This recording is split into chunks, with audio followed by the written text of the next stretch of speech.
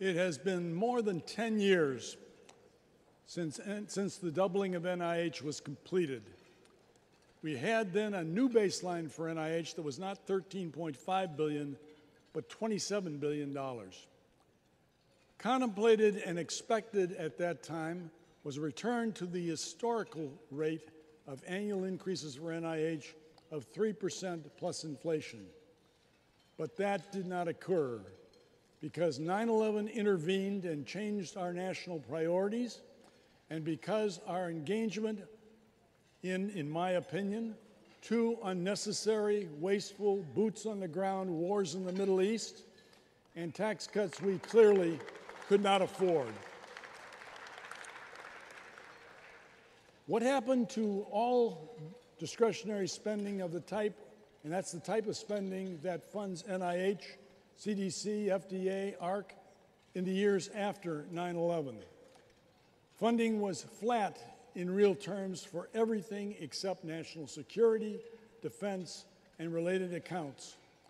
Any increases in discretionary allocations were made to accommodate those accounts. Perhaps if we had asked the American people to support a tax increase to fund the wars, we wouldn't have been so keen to engage in them.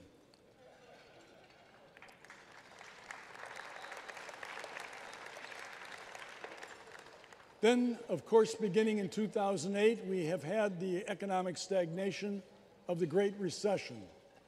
So we found ourselves, like many other pre-9/11 priorities and needs, limping along with decreased funding in terms of purchasing power. Then we were hit under the Budget Control Act with 10 years of allocation reductions for discretionary accounts amounting to $1 trillion, and on top of that, a mindless sequester of an additional $1.2 trillion over 10 years. These cuts do not affect entitlements where 65+% of federal spending occurs, but only to discretionary or annually appropriated funds where NIH, CDC, ARC, PCORI, Defense Health Program, VA, NSF, NIST, DOE Science, and many other science programs are found. So what do we need to do? What should we do now? In the near term, we need to support efforts by Senator Dick Durbin and Senator Barbara Mikulski to put NIH back on a robust funding path.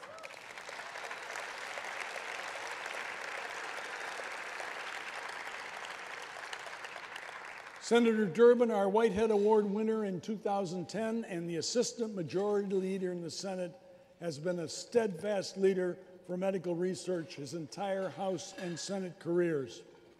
Senator Mikulski, our Whitehead Award winner in 2012 and chair of the Appropriations Committee in the Senate, is showing the kind of leadership for science which she has always shown and for which we honored her.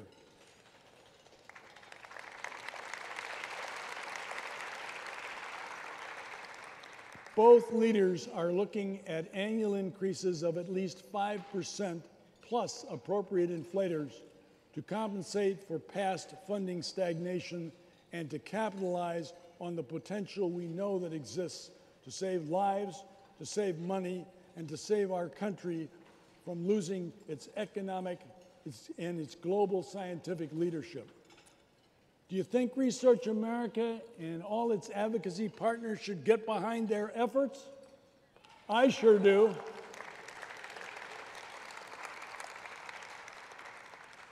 In the longer term, we need a strong national program to reach the American public and policymakers to raise science to a much higher national priority.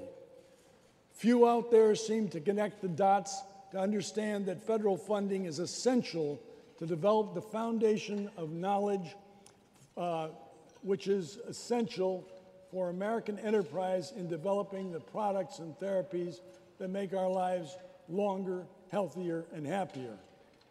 There is nothing more important to our future, economically and in so many other ways, than investments in science, research, innovation, and technology. Research America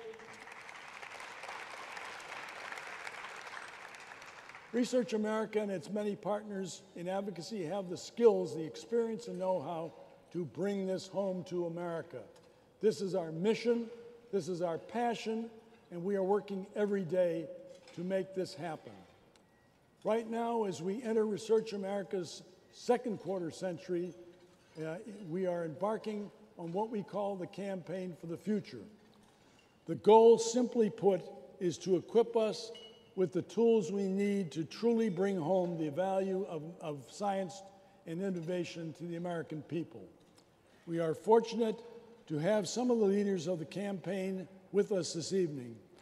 The chair of the Campaign for the Future is Bill Anlian, former Chancellor of Duke University and former chair of the Board of Research America. Bill, would you stand up and be recognized?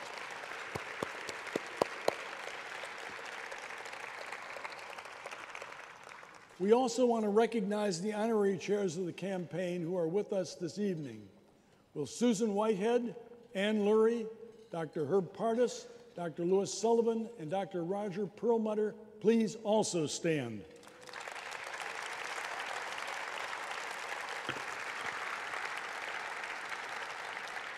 Thank you all for your leadership and your commitment.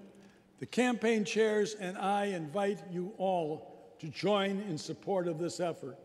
Working together, we can change the outcome for science, assuring strong funding and 21st century policies in the years ahead. I urge you to say yes when you hear more about the Campaign for the Future in the next few months. Thank you for listening to me.